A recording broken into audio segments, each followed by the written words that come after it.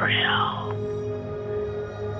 There was this family of 4. Chris, 16, Mandy, 9, Jessica, 18, and Brandon and Carrie, their parents. They went on vacation for the summer. The parents wanted to take the family camping, so they stayed out in Brandon's great-grandparents' cabin. The cabin was the only one that was built in 1881 in the middle of the woods. It still was in good condition and had a great clearing around it. It was also used for other vacationers to rent out. The mother didn't want to sleep outside in a tent, so she fixed up a room in the cabin. The kids, along with their father, traveled out a few miles away to set up their tents and build a campfire. Chris and Mandy were chasing a squirrel as their father was talking to Jessica about how to be a responsible teenager. Jessica wanted to stay with her mother in the cabin, but she knew her father wouldn't let her since the trip was planned mostly for them. Chris grabs his crossbow from his bag, then goes after the squirrel. His little sister follows him. Jessica pulled out her iPhone and started texting her boyfriend. She typed, "LOL, you were right. This vacation is pathetic and so childish. I miss you, Josh." Josh didn't respond right away until 3 minutes later. "Hi, Jesse. I'm out with my folks at the racetrack. It's very loud here. Sorry to hear you're not having a good time. I have to go. We are trying to get our seats. I love you." Jessica turned the screen to her phone off, then punched the log she was sitting on. "No phone, sweetie," said her father as he was walking back holding wood for the fire. Dad, what if Josh and I were dating? Jessica said with a slight smirk. "No, that kid is trouble. Plus, you should worry more about school and becoming someone important. Or, you know what I mean." But he's so smart. No boys. Her father started setting out small chairs for them to sit in around the campfire. He started whistling also to take his mind off the conversation. Jessica stood up, then gave her father a mean look, then went into her tent. "Don't go to sleep, Jessica. Go get your brother and sister. It's getting dark," her father said. Chris and Mandy started following a small trail. It looked to have been made by dirt bikes. "Chris, Mandy, Dad is looking for you," Jessica called out. Chris wanted to scare Jessica, so he climbed a tree as Mandy giggled, watching on. Jessica found Mandy, then stopped in her tracks. A single tear came running down her cheek. Mandy stopped giggling, as it seemed like the whole area had went silent. No sound of birds, insects, or even the wind. Jessica's bottom lip started to quiver. From behind Mandy, only 4 feet away, was a man lurking from behind a tree. He had no face, no eyes, no nose, no mouth. His head just faced Jessica, not moving. One hand with long fingers caressing the side of the tree he was hiding behind. Jessica was so terrified she screamed. Mandy's eyes widened as she turned to face the tall, bald man. She couldn't see him at first because he just about blended in with the tree limbs and branches. Chris yelled as he too seen the odd person. Jessica ran over to get Mandy as the tall man stared on. Jessica grabbed Mandy as Chris jumped out of the tree, then took off. Jessica tripped over something, then dropped her sister. She looked down at her ankle. A slithery tentacle was wrapped around her leg. It let go, then pulled away. Mandy was standing already and staring at the tall creature that was standing just 10 feet from them. A soft voice was heard. "Come, child, follow me.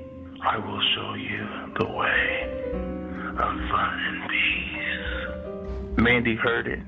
It was like a gentle warmth that went through their bodies. They became at ease and tired.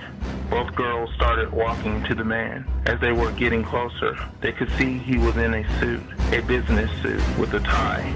The girls were under its mind-controlling psychonetic power. Jessica had tears running down her face as she looked to be fighting it. Her fist tightened and her face a reddish color. There was nothing she could do but go. The Slender Man stepped out in front of them. He had to be 6'8" or 9. He gestured his hand for Mandy to step aside. As he did, she moved over to the side of him. The Slender Man's body started stretching. He became taller than he was. As he stretched, the sound of bones popping were heard.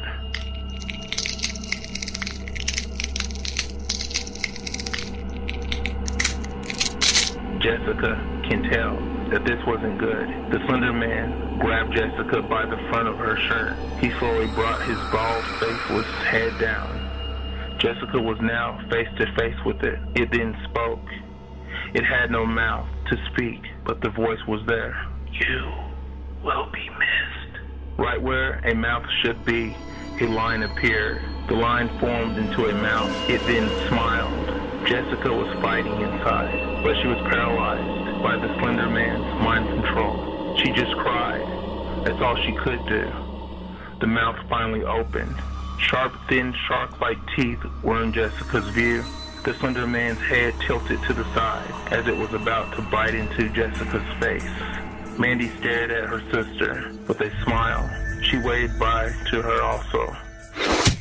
An arrow hit the Slender Man in the throat. It dropped Jessica. The Slender Man fell to the ground, holding his throat. Jessica was finally freed from the mind control. Jessica picked up Mandy and then ran. Chris came back. He was holding the crossbow. Jessica ran to him and kissed him on the forehead, then told him to run. The kids ran, screaming. The sky became cloudy and the wind picked up. They finally reached the campsite. Their dad was sitting, reading a book. He jumped up as he was startled. He ran over to his frightened kids. Then they told him what had happened. He couldn't understand them, seeing that they all were out of breath. But Mandy just stared off, as if nothing happened. Dad, we have to get out of here. It's not safe. Jessica said. They all turned to face the campfire at the same time. It was a strong feeling that they were being watched. Standing behind the fire was the Slender Man. It just stood there, like it just appeared out of nowhere. The arrow still in its neck. It grabbed the back end of the arrow and pulled it out. Blood ran out the hole. The Slender Man healed instantly. Chris loaded the crossbow up again, then fired it. The Slender Man caught the arrow. Then it dropped the arrow and pointed at Chris with his bony long finger. "You stay away from my kids!" Brandon shouted. The Slender Man tilted its head to the side, like it was now noticing Jessica's father. A long tentacle whipped through the air, slapping Brandon across the face. Blood splattered out. Brandon's face was split in half. He slowly turned to face his children. Jessica and Chris cried as he tried to reach out for them. The Slender Man grabbed him with his tentacles, then ripped him in half. Their father's torso was thrown into the blazing campfire. Jessica grabbed her brother and sister, then ran. Chris ran ahead, holding the crossbow. Jessica carrying Mandy. Jessica turned a few times to see if the Slender Man was following them. Each time she did, she would see nothing. Jessica made it to the clearing to the cabin. It was a small but seemed like very long way to the cabin. She was out of breath. Her brother Chris was also. They tried yelling for their mother, but was too out of breath to make words. The Slender Man walked out of the woods straight over to Jessica. Get away from us. Get away from us. Get away.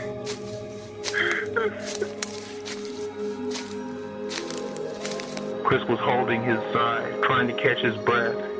He picked up the crossbow, then started loading it once again. The Slender Man was walking like it was very angry. Jessica put Mandy down, then picked up a large stick.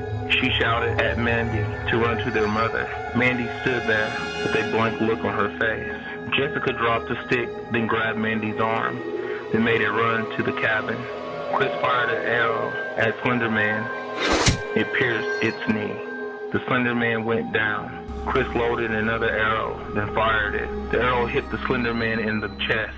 Chris spit in the grass, wiping his brow, then loaded another arrow. As he walked to the Slender Man, Jessica made it to the cabin, then knocked on the door, screaming. Her mother opened it, surprised. Jessica put Mandy inside, then ran back for her brother. Chris was standing 2 feet from the Slender Man when a tentacle came up from behind him, then snapped his neck. Chris was killed right in front of his sister. His body fell to the ground as the Slender Man stood up tall and bloody. He pointed his finger at the cabin. Jessica ran as fast as she could. She made it inside, then slammed the door shut. She locked it. Her mother was trying to ask what was going on, but Jessica wouldn't answer her. Jessica called 911. As soon as she dialed the phone number, the phone rang. Then on the other end, a familiar voice was heard. "You will be missed." Jessica screamed, throwing her phone across the room. Where is your father? Where's your brother? What has happened? Jessica's mother said with a look of fear in her eyes. They're dead. Jessica said as she held Mandy close to her. Kelly paused, then went into the kitchen. She came back out with a knife. Jessica stopped her, telling her not to go outside. A knock on the door was heard. Then a voice. "Hey, honey, it's me. It's Brandon. Me and Chris were just playing around. We didn't mean to scare the girls." Jessica was pale and shaking. She looked to be fighting with thoughts. "Open the door, babe," said the voice from the other side. Kelly took a breath, then walked over to the door. Jessica stopped her mother, and they both started fighting. Jessica knew what she had seen was real, but her mother will not believe that her husband and only son was killed. Kelly threw Jessica to the side, then opened the door. As soon as the door opened, the Slender Man was standing there, waiting. Kelly's face became pale. The Slender Man shoved one of his tentacles into her mouth, then pulled out her beating heart. Just before Kelly died, she seen her own heart beating, then it was crushed right in front of her face.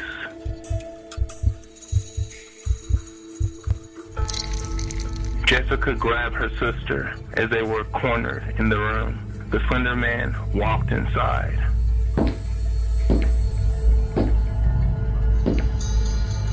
Straightening out his tie, it slowly turned its head to face Jessica. He was so tall, he had to kneel down just to walk inside the cabin. Long tentacles swirling around like several arms, dancing about. Jessica held her sister close to her. Jessica didn't believe in God, but as she sat cornered, she began praying. The Slender Man kneeled down, then crawled over to her, his faceless face in front of her face. For a moment, she could see her face reflecting off the skin on his face. In the reflection, she was smiling.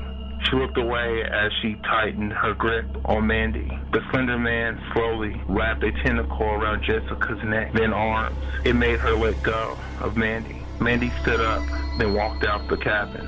Jessica couldn't scream or talk. She was getting the life choked out of her.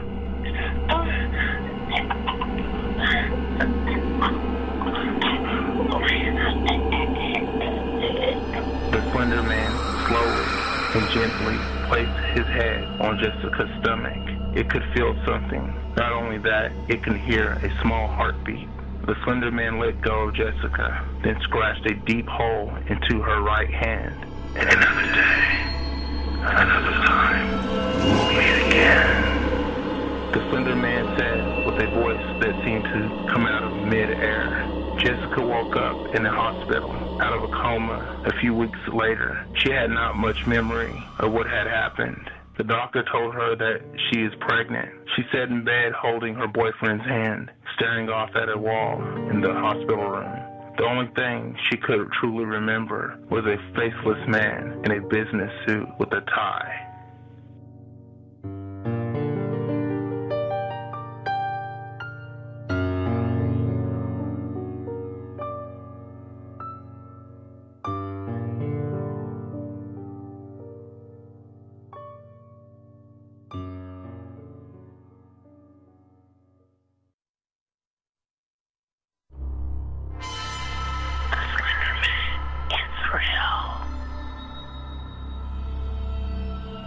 Look back. Run away. Once you see, you will believe. No more sleep. No more dreams. Slender Man is now your friend. Blood-stained hands. Faceless man. Tie in suit. He's on pursuit. He will speak. He will say. You will be missed. Now, let's play. It's real. The Slender Man. It's real. The Slender Man. It's real. You will be missed. You will be missed. You will be missed. You will be missed. You will be missed. You will be missed.